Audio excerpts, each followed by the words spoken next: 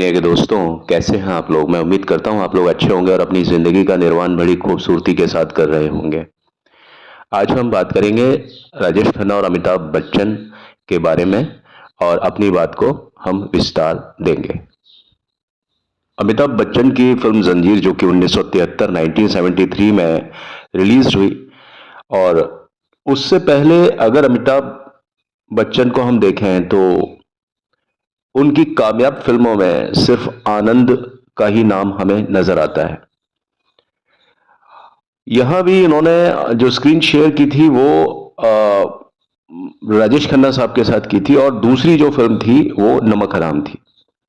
तो नमक हराम से राजेश खन्ना और अमिताभ बच्चन का जो एक डिफरेंस हुआ करता था, दोनों के बीच में फासला, वो थोड़ा कम होने लगा। नहीं तो अमिताभ बच्चन किसी गिनती में ही नहीं थे, और राजेश खन्ना खुदा यानी भगवान के बाद में अगर कोई दूसरा नाम था धरती पर तो वो राजेश खन्ना साहब थे।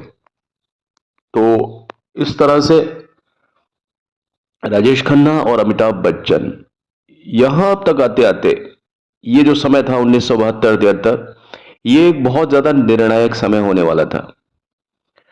अब होता यूं है कि फिल्म जंजीर, जैसा कि मैंने आपको बताया, अगर ये फिल्म दूसरे जितने कलाकार थे उस समय के, जितने बुलंद या स्थापित कलाकार जितने भी थे, उन सभी ने इस फिल्म में काम करने के लिए मना कर दिया था।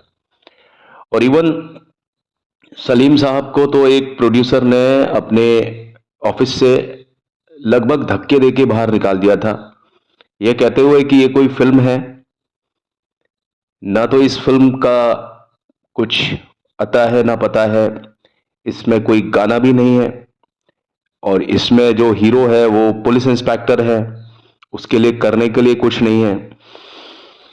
लेकिन जब ये चीजें सबने मना कर दी, और मना करने वालों में कोई भी ऐसा व्यक्ति नहीं था जो कि उस समय स्थापित हो या अनस्थापित हो, लेकिन सभी ने जंजीर को दूर से ही मना कर दिया। और मना करने वालों में दिलीप कुमार साहब, राजकुमार साहब, देवानंद साहब, धर्मेंद्र साहब, मतलब उस समय के जितने भी एक्शन पैक हीरो थे ना, जितने भी थे, उन सभी ने जंजीर को टाटा बाय बाय कर दिया था। और जिसके बाद इन सभी को बहुत ज्यादा अफसोस हुआ कि हमने इतनी अच्छी फिल्म को अपने हाथ से क्यों जाने दिया। खासतौर पर दिलीप कुमार साहब को तो बहुत ज्यादा अफसोस हुआ। दिलीप कुमार साहब को उतना अफसोस बैजू बावरा को खोने का भी नहीं रहा जितना उन्हें अफसोस रहा जंजीर को खोने का। लेकिन जंजीर जो फिल्म थी वो अमिताभ बच्चन के साथ में ही बननी थी, क्योंकि यह फिल्म एक निर्णायक फिल्म थी अमिताभ बच्चन की जिंदगी में, और यहां से उनकी जिंदगी के मानक तय होने थे। अब देखिए, अगर यह फिल्म अमिताभ का साथ नहीं देती तो अमिताभ बच्चन फिर से एक गहरे एक रसातल में जाने वाले थे, और मेरे ख्याल में इतना ज्यादा, जो 13 फिल्मों के बाद में अगर जंजीर भी फ्लॉप हो गई होती तो अमिताभ बच्चन शायद उठ नहीं पाते। तो ये वो समय था जब जंजीर में अमिताभ को अपना पूरा पोटेंशियल देना था, और ये फिल्म अमिताभ को मिली और बड़ी मजबूरी में जाकर के मिली। यानी जब कोई काम करने को तैयार नहीं था, उस समय अमिताभ बच्चन को ही एक विकल्प माना गया कि अब एक न्यू कमर के साथ में हमें फिल्म को बनाना होगा। और एक सीन था बॉम्बे टू गोवा में कि किस प्रकार अमिताभ बच्चन, मैंने आपको पहले भी बताया कि सैंडविच खाते खाते शत्रुघ्न सिन्हा को पीटते हैं एक शॉट में। उस सीन से प्रभावित होकर के ये जो फिल्म थी, ये अमिताभ बच्चन की झोली में आ गई। और इसके पीछे श्रेय जाता है, मैं अगर गलत नहीं हूं तो प्राण साहब के जो लड़के हैं सुनील सिकंद, वो इस चीज के लिए बहुत ज्यादा प्रेशर करते थे कि अमिताभ बच्चन का जो ये सीन है ना, ये हजार फिल्मों के जो हीरो होते हैं उन पर ये सीन, अकेला सीन भारी पड़ेगा। कौन सा? बॉम्बे टू गोवा, जो कि रिलीज हुई थी सन 1971 में। इस सीन को प्रेरणा मान करके अमिताभ की झोली में फिल्म जंजीर आ गिरी। और आप देखिए इस फिल्म में अमिताभ के पास में कुछ भी नहीं है, सिर्फ एक पुलिस इंस्पेक्टर की वर्दी है। उस समय के जितने भी हीरो हुआ करते थे, जो तथाकथित जो एक तरीका हुआ करता था, वैसा कोई रोमांटिक गाना अमिताभ बच्चन के पास नहीं था। उस तरह का बाग, उस तरह के खलिहान, वो एक ग्लैमर वाली जिंदगी अमिताभ बच्चन का जो पात्र था जंजीर में, वो कहीं भी ऐसा अमिताभ के साथ में नहीं था। एक गाना बमुश्किल उसमें जो डाला था, जो कि जया बच्चन के साथ था, हालांकि उसमें उनकी पेयरिंग उस तरह से नहीं थी, वो सिर्फ एक मात्र एक पात्र थी जया बच्चन। आप अगर पूरी फिल्म को देखेंगे तो उसमें कोई रोमांटिक एंगल नाम की चीज नहीं है। उसके बावजूद भी उस फिल्म को हिट होना था, और वो अमिताभ बच्चन ही कर सकते थे, जो कि उन्होंने किया। इसमें कई जगह पर प्राण साहब भी अमिताभ बच्चन के सामने दिखाई नहीं दिए। फ्रेंकली ये बात मुझे बोलनी होगी। और ये फिल्म जो थी, बनने से पहले प्राण साहब की फिल्म थी, लेकिन बनने के बाद ये अमिताभ बच्चन की फिल्म थी। क्योंकि इस फिल्म के बाद ये अंदाजा पूरी तरह से लगाया गया कि अमिताभ बच्चन अब फिल्म इंडस्ट्री पर राज ही करेंगे। और जब इस फिल्म की शूटिंग चल रही थी, तो सेम उसी स्टूडियो में दूसरे पार्ट में राज कपूर की फिल्म की शूटिंग भी चल रही थी। और जब राज कपूर फिल्म की जब शूटिंग चल रही थी, तो मैं जहां तक समझता हूं फिल्म बॉबी के कुछ रशिस थे, कुछ शॉट्स थे, उन पर काम किया जा रहा था। तो राज कपूर ने उस समय ऐलान किया कि ये जो आवाज का मालिक है, चाहे कोई भी है, बिना शक्ल देखे अमिताभ की, इस आवाज का जो मालिक है वो आने वाले समय में फिल्म इंडस्ट्री में राज करेगा। ये राज कपूर साहब ने अमिताभ बच्चन के बारे में खुले तौर पर भविष्यवाणी कर दी थी। अब दूसरी तरफ हम बात करेंगे राजेश खन्ना साहब की, कि राजेश खन्ना साहब इस समय तक 1972-73 तक आते आते थोड़ा सा जो उनका एक चार्म था वो घटने लगा, और इधर इनका चार्म घटने लगा और उधर अमिताभ बच्चन का जो ग्राफ था वो बढ़ने लगा। क्योंकि ये जो चीजें होती है ना, कि रोमांस हुआ या ये जितनी चीजें जो होती है, बाग खलिहान, अब वो समय जो था वो लोगों को मालिक, जो फैक्ट्री के मालिक और मिल मालिक और देश में दुनिया में जो हालात हो रहे थे, वो बहुत ज्यादा अस्थिर हालात थे। उस समय इमरजेंसी का पीरियड भी लगने वाला था। तो उस समय लोग बाग अपने आटा दाल, अपनी आर्थिक समस्याओं से बहुत ज्यादा जूझ रहे थे। तो एक बहुत बड़ा तबका उस तरीके का भी तैयार था, जहां लोगों को सिर्फ अपनी ये चीजें ही दिखाई देती थी कि भाई हम अपनी बात कहीं उठाते हैं, हमारी बात को माना नहीं जाता, हमारी बातों पर कोई कार्रवाई नहीं की जाती, सरकार है वो हमारी बात की तरफ ध्यान नहीं देती। कुछ इस तरह के कुछ कॉजेस हो रहे थे देश दुनिया में। थोड़ा सा अनियंत्रितता का माहौल चलता था उस समय। हालांकि वो चीज आज भी चलती है, लेकिन आज थोड़ा स्थितियां बदल चुकी हैं। पब्लिक में एक अवेयरनेस है, उस समय कोई अवेयरनेस उस तरह से नहीं थी। तो अनायास ही लोगों ने अमिताभ बच्चन के रूप में एक मसीहा को देखा। अब ये एक अलग बात थी कि अमिताभ बच्चन उनकी जिंदगी में डायरेक्टली तो कुछ नहीं कर पा रहे थे जो इस तरह के लोग थे, लेकिन फिर भी इनडायरेक्टली कहते हैं ना कि भाई हकीकत पे नहीं ना सही तो ख्वाबों में ही मुलाकात तो होगी। तो वो चीज है कि अमिताभ बच्चन ने जितने भी काम किए फिल्मों में, जैसे भी काम किए, वो एक कॉमन इंसान के हित में काम किए। और वो ज्यादातर जो काम होते थे वो गवर्नमेंट के अगेंस्ट होते थे। जितने भी काम अमिताभ बच्चन ने अपनी फिल्मों में किए, जिन फिल्म्स में अमिताभ बच्चन जवान थे, यंग थे, उनकी जो स्टार्ट में एंग्री यंगमैन वाली जो भूमिका थी, उसमें वो कभी भी पार्ट ऑफ द सिस्टम नहीं रहे। वो हमेशा अगेंस्ट द सिस्टम काम करते थे। फिल्मों में जो रॉबिन हुड टाइप की जो भूमिकाएं होती थी, आप उनमें कोई भी फिल्म देख लीजिए, अगर अमिताभ बच्चन को कोई सीधा सीधा अगर कैरेक्टर मिला है तो अमिताभ की वो फिल्म उतनी चलती नहीं थी। या अगर किसी फिल्म में अगर अमिताभ बच्चन को कैरेक्टर एकदम सीधा मिला है, सच्चे इंसान का मिला है, तो वहीं दूसरी तरफ कोई ऐसा कैरेक्टर भी होगा उसी फिल्म में, उनका एक डबल रोल होगा जो कि ऐसा काम करता है जो कि गवर्नमेंट या सिस्टम के अगेंस्ट जाता है। वो आदमी एंटी सोशल नहीं है, लेकिन वो आदमी सोशल भी नहीं है। वो कहीं एंटी सोशल और सोशल के बीच में कहीं असोशल है, जिसे हम पूरी तरीके से गलत नहीं कह सकते।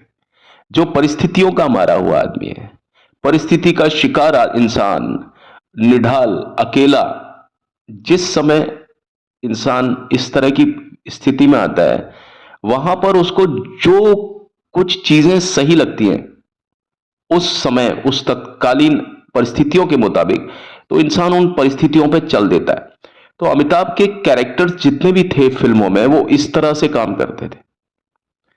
जबकि राजेश खन्ना की फिल्में जो होती थी, उन फिल्मों में इस तरह की समस्याओं पर कोई जिक्र नहीं होता था। वो फिल्में सिर्फ रोमांस तक रहती थी, वो फिल्में सिर्फ क्रेज तक रहती थी कि भाई आपका ऊपरी जो चीजें होती है, ऊपरी आवरण होता है। लेकिन अमिताभ बच्चन परिस्थितियों पर जाकर के काम करते थे, यानी उनको जो रोल्स मिलते थे वो परिस्थितियों पर जाकर के मिलते थे। एक इंसान पेट की बात करता है और एक इंसान दिल की बात करता है। फिल्मों में पेट की बात की अमिताभ बच्चन ने और फिल्मों में दिल की बात की राजेश खन्ना ने।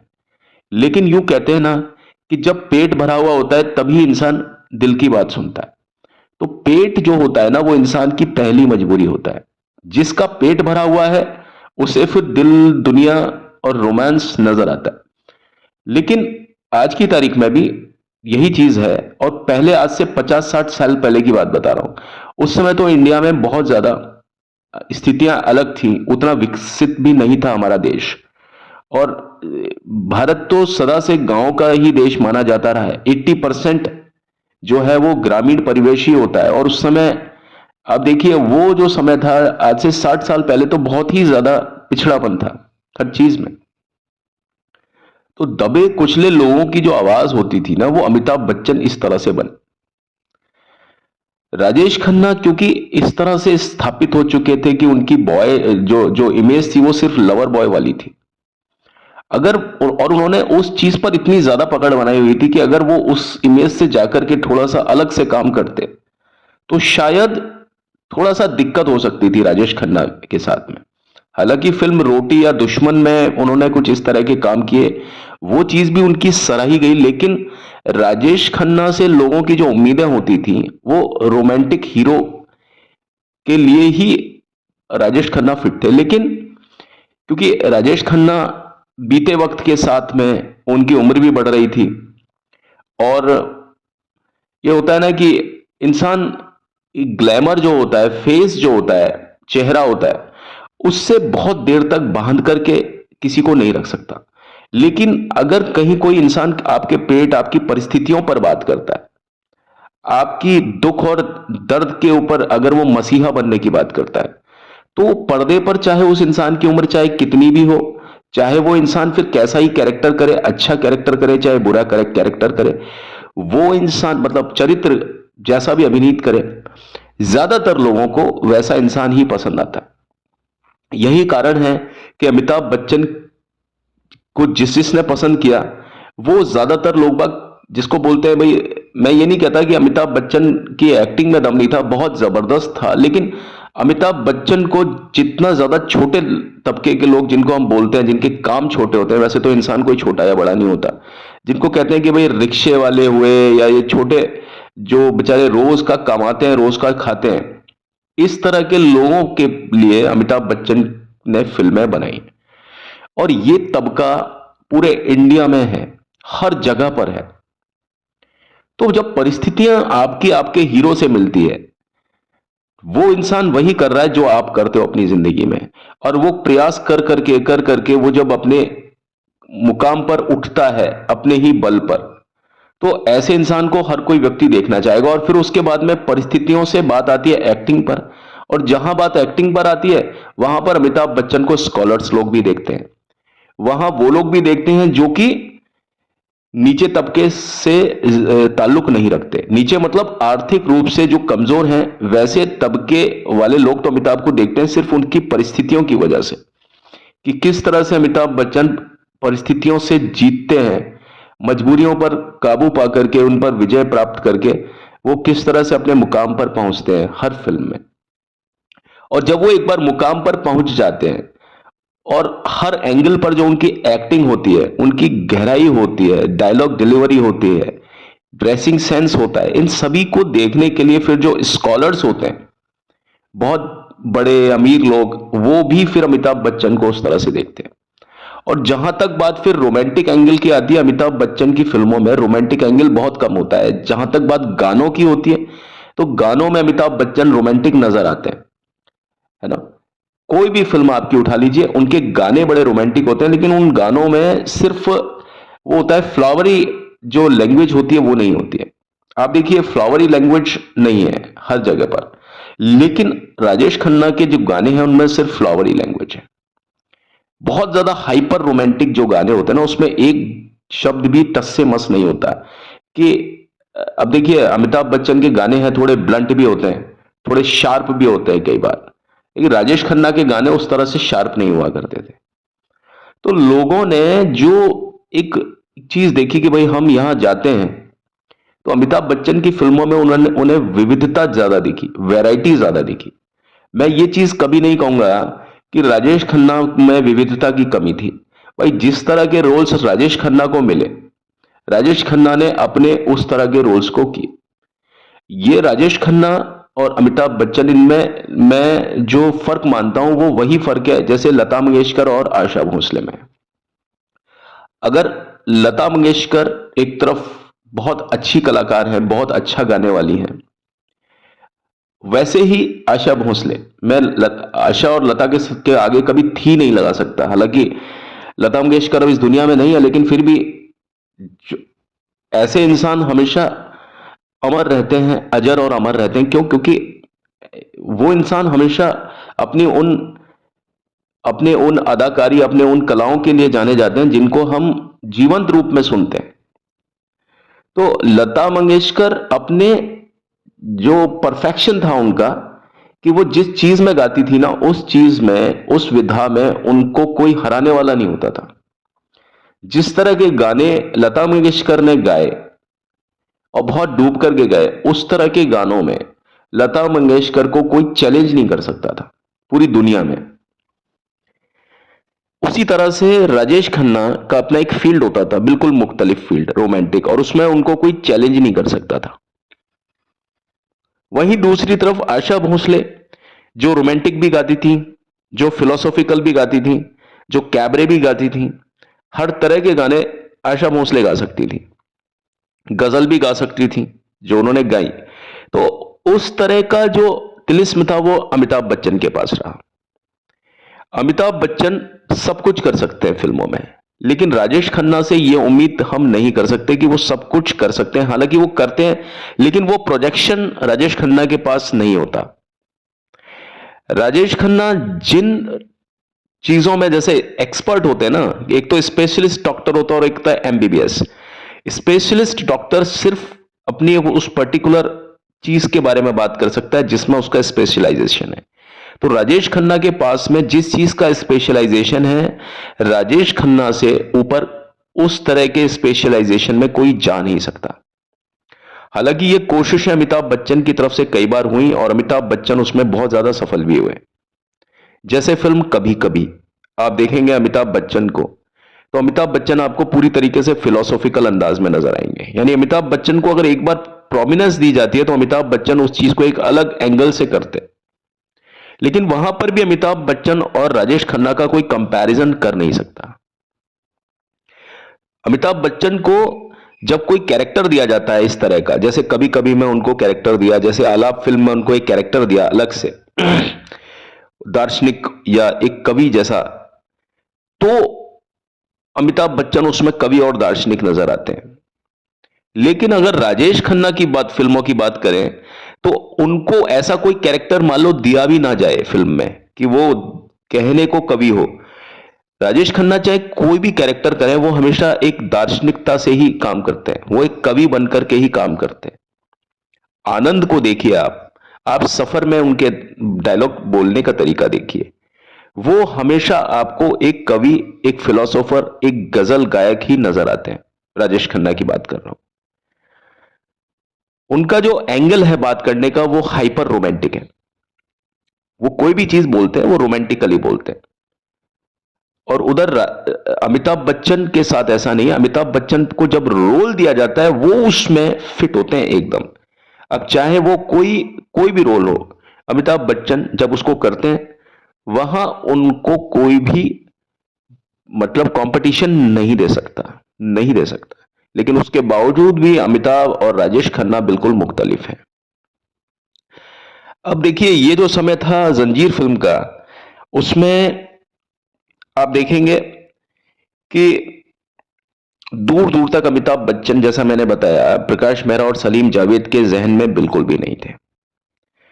और अगर जंजीर को इन बड़े बड़े लोगों ने, जिनका कि मैंने नाम लिया, इन सभी ने अगर इसको मना कर दिया होता, मना ना किया होता, मतलब सॉरी, मना अगर इनको कर दिया ना किया होता, तो ये फिल्म बनती नहीं। और अमिताभ बच्चन उस समय एक वो सितारा नहीं थे जिनके ऊपर हम कोई किसी भी चीज को पूरी तरीके से छोड़ सकते थे। यही वजह थी कि अमिताभ के साथ में प्राण साहब को रखा गया।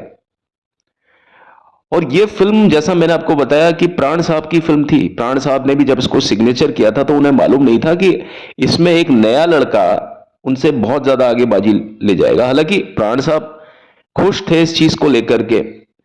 और ये बताया भी जाता है कि बीच में भी मतलब प्राण को लग गया था इस फिल्म की शूटिंग करते करते कि भाई ये अमिताभ बच्चन बहुत आगे जाएंगे और ये अलग ही है कुछ।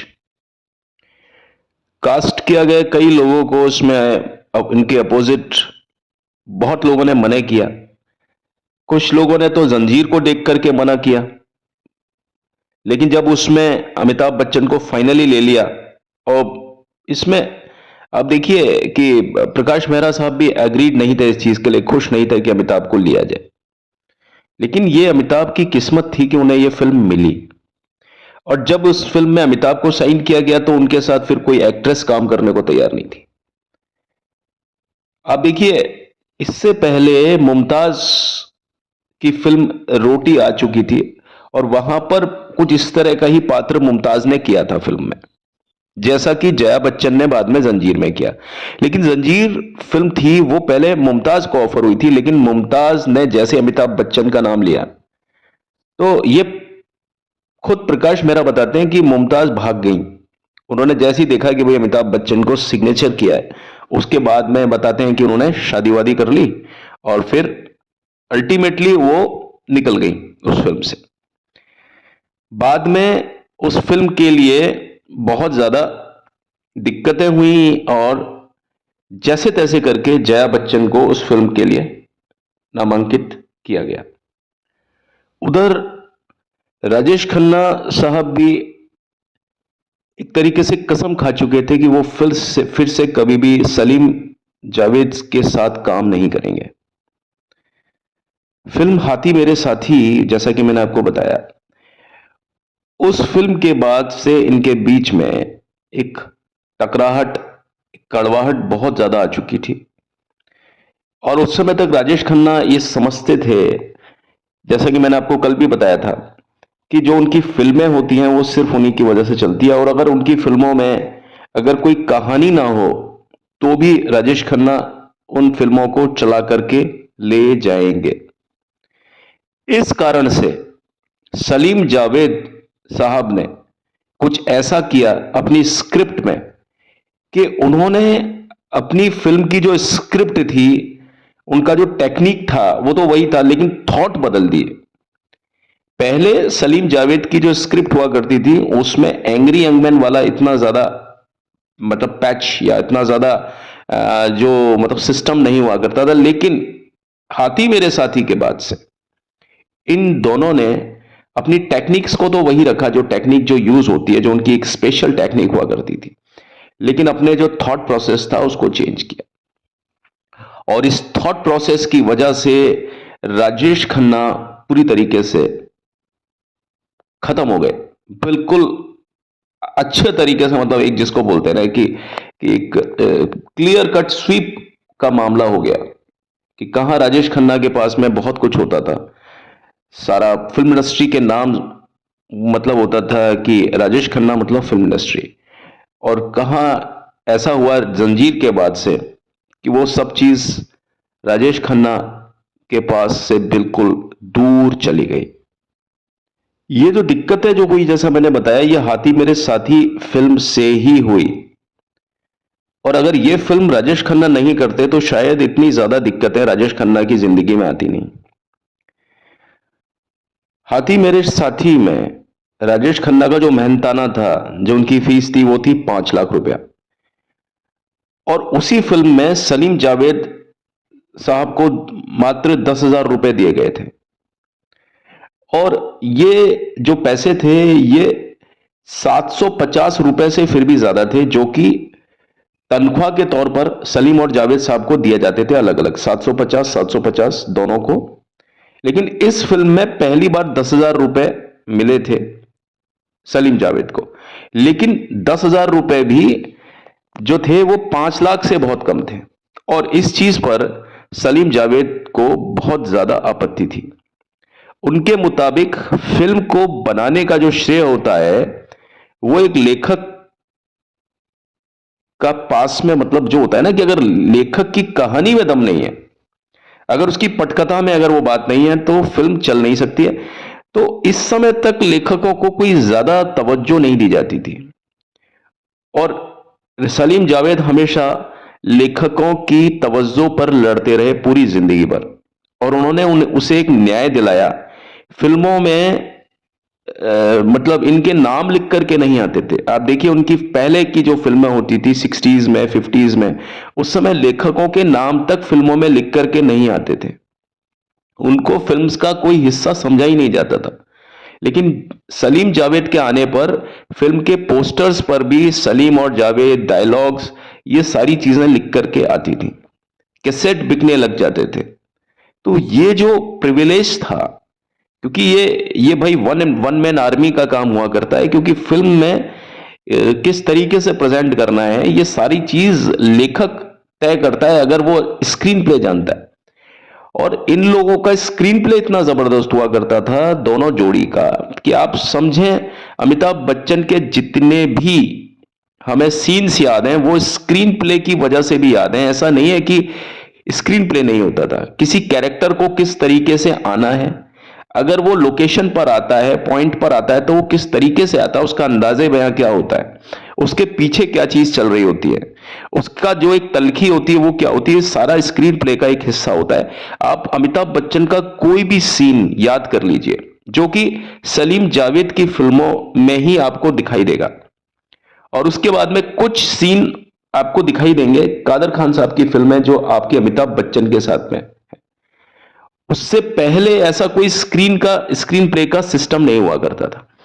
हाँ, अगर कोई कलाकार अपनी तरफ से कुछ कर ले अपनी सोच से, वो एक स्क्रीन प्ले मान लिया जाता था, लेकिन बाकायदा इस चीज को स्क्रिप्ट नहीं किया जाता था, लिखा नहीं जाता था कि वो कलाकार इस तरह से आएगा, यहां से ऐसे घूमेगा, यहां से इतने कदम चल के यू टर्न करेगा, ऐसे करके आएगा, मुंह में सिगरेट लगा करके ये चीज बोलेगा। ये चीज नहीं मेंशन होती थी स्क्रिप्ट में, और स्क्रिप्ट में कोई फाइनल नहीं होता था, कोई दी एंड नहीं लिखा होता था नीचे, ना उसमें कुछ लिखा होता था, परिवेश पूरा माहौल पीछे क्या चल रहा है, सब प्लॉट पर क्या चल रहा है, प्लॉट पर ये चीज है, मेन प्लॉट पर है, सब प्लॉट पर क्या चल रहा है, ये सारी चीजें स्क्रीन प्ले का हिस्सा हुआ करती थी। वास्तव में जो स्क्रीन प्ले समझता था वो तो सलीम जावेद की स्क्रिप्ट में ये सारी चीजें होती थी।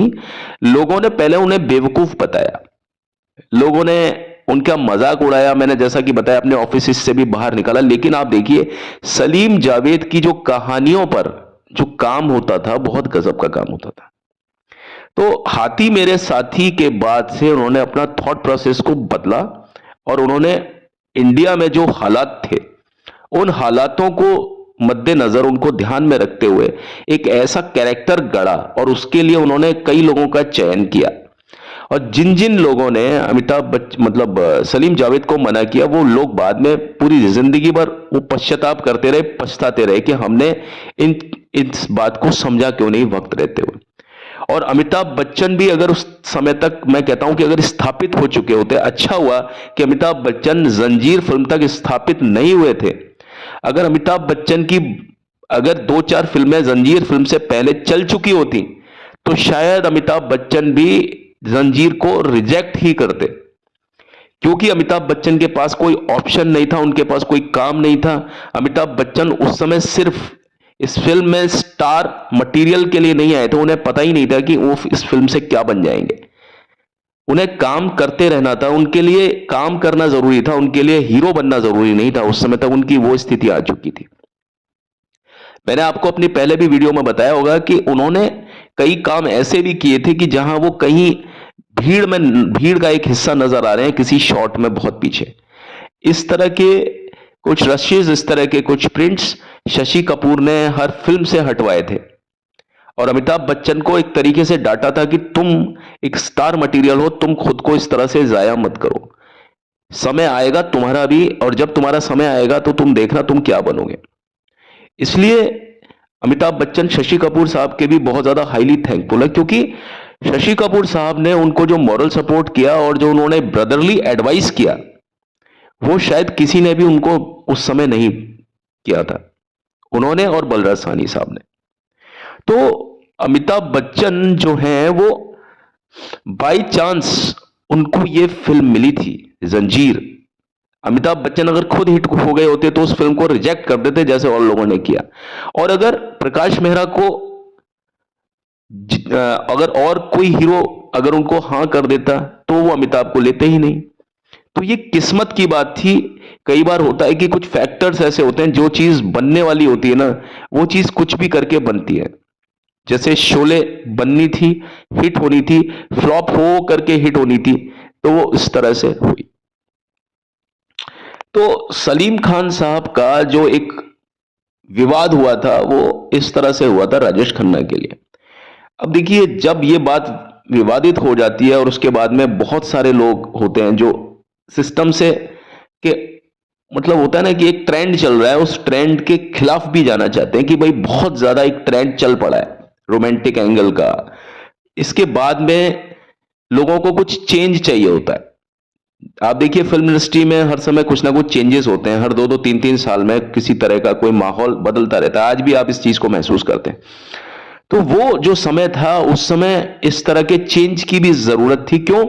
क्योंकि एंग्री यंग मैन वाली जो भूमिकाएं होती थी ना वो फिल्मों में पूरी तरीके से उस तरह से नहीं आ पाई थी। हाँ उस समय डकैत हुआ करते थे फिल्मों में, लेकिन वो जो डकैत हुआ करते थे वो उस तरह की चीजें नहीं होती थी, वो एक गांव का संस्करण था। लेकिन अमिताभ बच्चन उन्हीं संस्करणों को शहरी संस्करण में लेकर के आए, जहां पर उसके लिए करने को कुछ ऐसे काम भी होते थे, जहां पर उसके हाथ में अच्छी अच्छी हीरोइनें भी होती थी, कुछ अच्छे सीन्स भी होते थे, शहर के लोकेशन के, आउटिंग में, कहीं बाहर के, वेनिस के, जो कि अमिताभ बच्चन की आप फिल्मों में देखते हैं ना, कश्मीर में शूटिंग चल रही है, कभी कहीं चल रही है, कभी कहीं चल रही है, कभी स्विट्जरलैंड में शूटिंग चल रही है।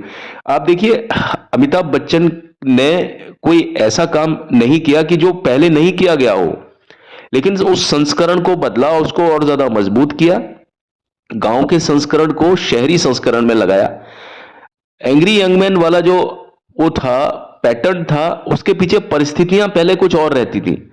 पहले फिल्मों में डकैत बनते थे, मदर इंडिया में डकैत होते थे, गंगा जमुना में जो एक तरीका था वो उस तरह से, मेरा गांव मेरा देश में कुछ इस तरह से। तो एंग्री यंग मैन तो बहुत लोगों ने किए, लेकिन उनके पीछे जो कॉज होता था, जो जो उनके पीछे रीजन होता था, कॉन्सिक्वेंसेज होते थे ना, वो बिल्कुल डिफरेंट होते थे। वो जो कॉन्सिक्वेंसेज होते थे ना वो कोई मजबूत कॉन्सिक्वेंसेज उस तरह से नहीं हुआ करते थे। एक ही चीज को दिखा करके हम बात करते थे। लेकिन अमिताभ बच्चन की फिल्मों में जो कॉन्सिक्वेंसेस दिखाए जाते थे ना, वो बहुत ज्यादा गहराई से दिखाए जाते थे, और उसके आसपास जो कैरेक्टर्स रचे जाते थे ना, वो इतने ज्यादा जीवंत होते थे, और हर कैरेक्टर हमें याद रहता था। जैसे फिल्म दीवार में अमिताभ बच्चन एक अच्छाई के रास्ते से बुरा कैसे बनता है। आपको अगर अमिताभ बच्चन याद है तो साथ में मां जरूर याद है ना, डायलॉग याद है, उसके साथ में शशि कपूर 100% याद है। भाई तुम साइन करोगे या नहीं करोगे, तो वो कहता है कि हाँ मैं साइन करूंगा, मैं सब, लेकिन मैं सबसे पहले साइन नहीं करूंगा, है ना। फिर वो बोलता है जाओ पहले इस आदमी के साइन लेके आओ जाओ। अब ये देखिए सीन है, बड़ा छोटा सा सीन है, लेकिन इसमें अमिताभ बच्चन ने जो किया मेरे ख्याल में कोई कर नहीं सकता, कोई नहीं कर सकता उस तरह से। लेकिन अमिताभ को जो सीन मिला, ये परिस्थितियां पहले भी कई फिल्मों में आ चुकी थी, लेकिन इस परिस्थिति को किस तरीके से भुनाया सलीम जावेद साहब ने, और उस पर एक्टिंग किस प्रकार से की अमिताभ बच्चन ने, ये काबिले तारीफ है। और सलीम खान साहब, ऐसा नहीं था कि कोई भी सीन लिखते थे तो पहली बार में टेक, वो कहते हैं कि हम जब सीन आपके सामने, जब वो सीन आता था तो आपको लगता था कि क्या गजब का सीन है, लेकिन उससे पहले उस सीन को हम 50 बार लिखते थे, 100 बार लिखते थे, और वो जो कागजों को जो हम फाड़ते थे और डस्टबिन में फेंकते थे ना, वो चीज किसी को नहीं पता। क्योंकि जब आप प्रयास करते हो, प्रयास किसी के सामने नहीं आते, लेकिन प्रयास के ऊपर जो फाइनल रिजल्ट होता है वो सबके सामने दिखता है। तो आज एक एक सीन जिस पर लोग बाग तालियां बजाते हैं, खास तौर पर अमिताभ बच्चन के जो सीन्स होते हैं, जो उन्होंने उनकी फिल्मों में जो स्क्रीन प्ले हुआ करता था, जितनी भी फिल्में होती थी, वो स्क्रीन प्ले पर अमिताभ बच्चन जब परफॉर्म करते थे तो जो तालियां बजती थी ना, वो तालियां, ऐसा नहीं था कि पहली बार में ही कोई सीन लिखा और वो सीन पास हो गया, नहीं, सीन पास और फेल कोई कर नहीं सकता था सलीम जावेद का। सलीम जावेद साहब खुद ही सेटिस्फाइड नहीं होते थे कई सीन से, तो वो एक एक सीन को बनाने में करीब 50-50 दिन, 20-20 दिन ऐसे ऐसे लगते थे, और हर चीज को तोल करके रखते थे वो हर चीज में।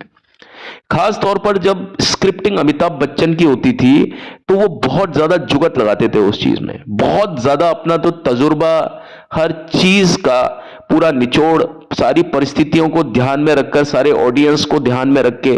और ये चीज आज से 50 साल बाद भी अगर ये कैरेक्टर को बोलते हुए दिखाया जाए फिल्म में, तो 50 साल बाद की जनरेशन और 100 साल के बाद की जनरेशन भी इस कैरेक्टर को, इस डायलॉग को पूरी तरीके से, मतलब क्या कहते हैं कि स्वीकारे, इस तरह से उस स्क्रीन प्ले को बनाया जाता था।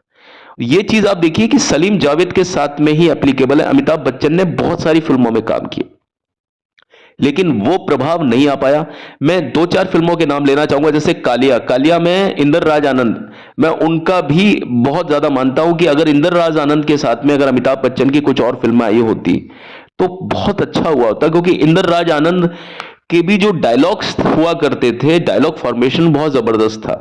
कालिया में आप देखिए, कालिया फिल्म बेशक उस मुकाबले नहीं थी जैसे, लेकिन जैसे कि मतलब पकड़ जो थी ना उसकी, वो हल्की सी कई शॉट्स पर चुकी है, लेकिन फिर भी जो डायलॉग्स, जो वन लाइनर इंदर राज आनंद के हुआ करते थे, वो शायद फिर सलीम जावेद के भी नहीं थे। जहां हम खड़े होते हैं लाइन वहीं से शुरू होती है, रिश्ते में तो हम तुम्हारे बाप होते हैं, नाम है शहंशाह, है ना। तो ये जो गाने होते थे और ये इस तरह की बातें होती थी, अमिताभ बच्चन को ही ध्यान में रख करके बनाई जाती थी, और इसकी शुरुआत हो चुकी थी हाथी मेरा साथी के बाद से। और ये चाहे कोई साजिश रही हो, चाहे कुछ रही हो, चाहे राजेश खन्ना का अपना एक तरीका रहा हो जिसकी वजह से लोगों को लगा कि चलो बस बहुत हुआ, अब हम एक नई चीज को अप्रोच करते हैं जो कि देश दुनिया के हिसाब से बिल्कुल सही और परफेक्ट हो। और उसके बाद में अमिताभ बच्चन के पास इस तरह की चीजों की लाइन लग गई। बहुत लोग आए अमिताभ के पास में, बहुत सारी फिल्में रिजेक्ट भी की अमिताभ ने, लेकिन अमिताभ के पास में वो एक आभा थी, वो एक सिस्टम था, और अमिताभ ने पूरी तरीके से उस सिस्टम का फायदा भी उठाया। पूरी टीम हुआ करती थी अमिताभ के पास में, और देखिए टीम तो खैर सबके पास थी, लेकिन जब फिल्म इंडस्ट्री में जब पूरा उन्होंने अपनी पकड़ बनाई तो पूरा सिस्टम उनके साथ में था, एक एक चीज उनके साथ में थी। उस समय फिर किसी और के पास में कोई भी ऑप्शन बाकी नहीं रह जाता था, और इस आंधी में फिर बहुत सारे कलाकार चले गए। आपको मालूम होगा जो कलाकार बहुत पहले से चल रहे थे अमिताभ के आते ही ना सिर्फ राजेश खन्ना का सितारा बुझ गया, बल्कि बहुत सारे ऐसे कलाकार थे जो चलते हुए आ रहे थे, और वो धूल आंधी में मतलब ऐसे उड़ गए कि जैसे उनका मालूम ही नहीं था कहीं। किरण कुमार साहब आप देखिए, पता नहीं चला उनका कहां चले गए वो। विजय अरोड़ा साहब जो कि गोल्ड मेडलिस्ट थे, उनका पता नहीं चला कि वो कहां चले गए। हम किसी से कम नहीं, और ये फिल्में जो आती थी आप देखिए, गानों की वजह से ये थोड़ी हिट रहती थी। गाने जब तक चलते थे, आज भी गाने जब चलते हैं, इन फिल्मों को हम गानों की वजह से समझते हैं, है ना। हम किसी से कम नहीं, यादों की बारात, ये फिल्में भी आ रही थी बराबर। जूली फिल्म आ रही थी, आप देखिए। आप मतलब अब बहुत सारी फिल्में थी जिनके मैं गानों की बात करता हूं, मतलब वो उनके गाने भी अच्छे होते थे और स्टोरीज भी अच्छी होती थी।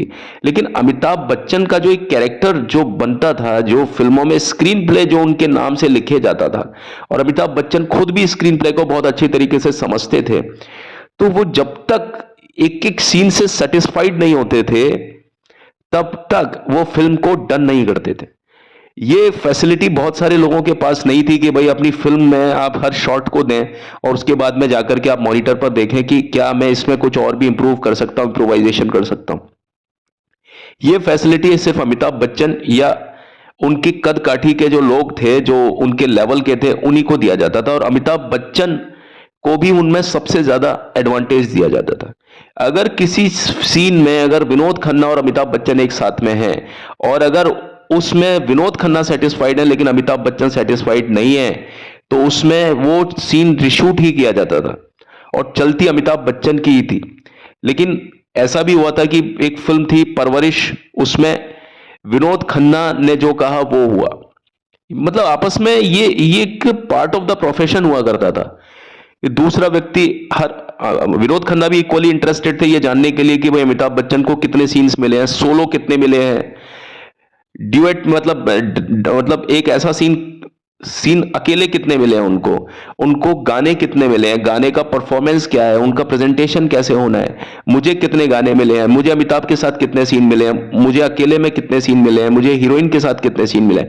एक एक चीज के ऊपर हर एक कलाकार दूसरे कलाकार के बारे में जानना चाहता था, और जबरदस्त बहस हुआ करती थी, और इसमें कोई लड़ाई झगड़ा नहीं था। ये बहुत ज्यादा मतलब ये प्रोफेशन का एक हिस्सा हुआ करता था, और इसमें खींचातान भी चलती थी, लेकिन इसमें कोई दुश्मनी नहीं होती थी, और ये चीज चलती थी। लेकिन ज्यादातर 99.9% इसमें अमिताभ बच्चन की ही जीत होती थी।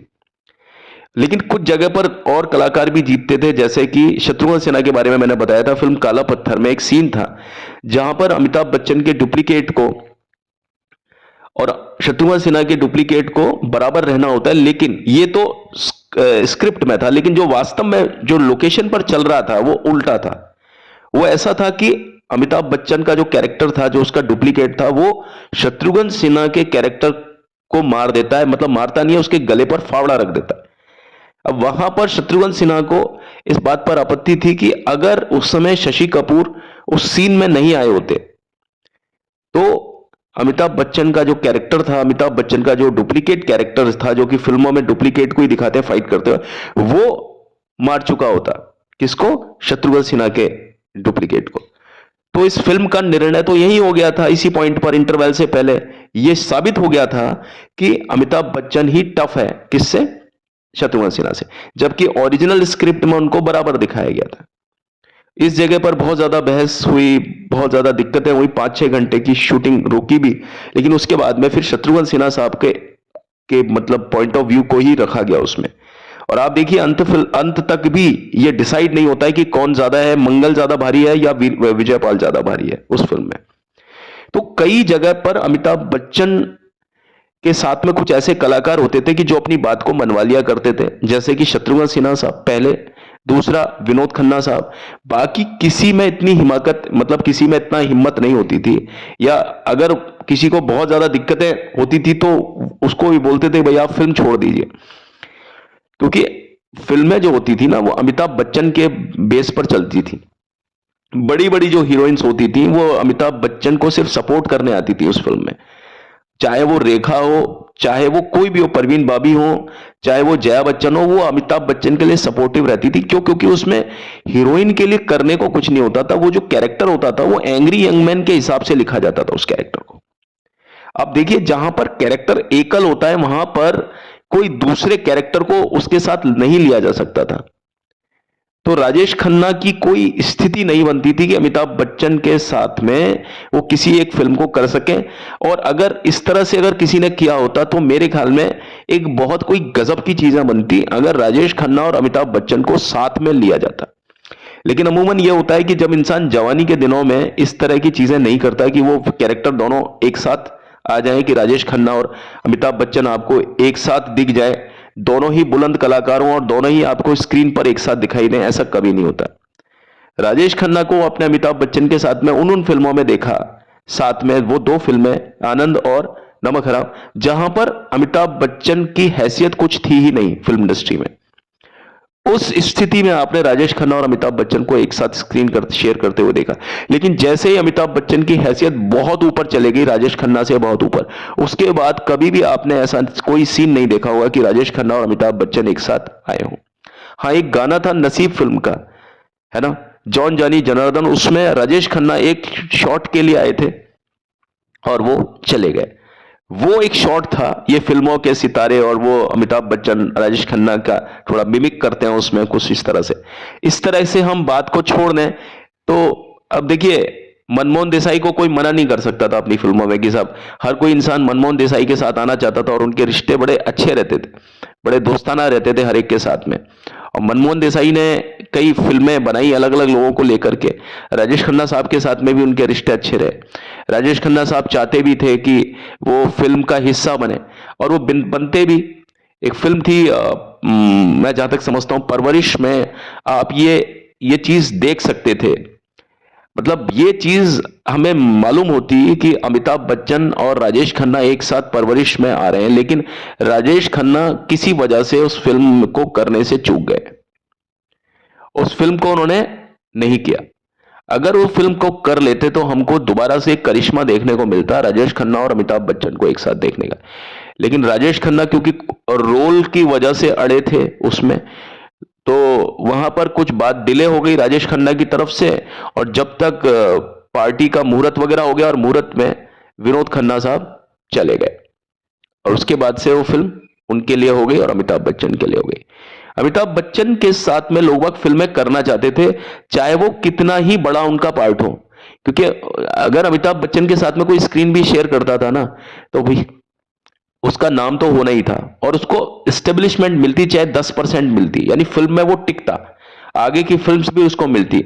विनोद खन्ना के साथ में भी ऐसा ही था कि जब विनोद खन्ना ने अमिताभ बच्चन से पहले उनका करियर शुरू हो चुका था, मेरे अपने और मेरा गांव मेरा देश, उन्होंने भी नेगेटिव रोल करके फिल्में शुरू की। लेकिन उसके बाद में जब वो अमिताभ बच्चन के साथ में 2-3 फिल्मों में आए, हेरा फेरी में आए, आपके इसमें आए थे, आपके परवरिश में, आप देखिए उसके बाद से विनोद खन्ना का जो एक लेवल था वो एक अलग टाइप का लेवल था। हालांकि उनके साथ में भी एक बहुत अजीब सी चीज हुई कि जब वो बहुत ज्यादा हिट थे, जब पीक पर थे, तो वो ओशो आश्रम चले गए।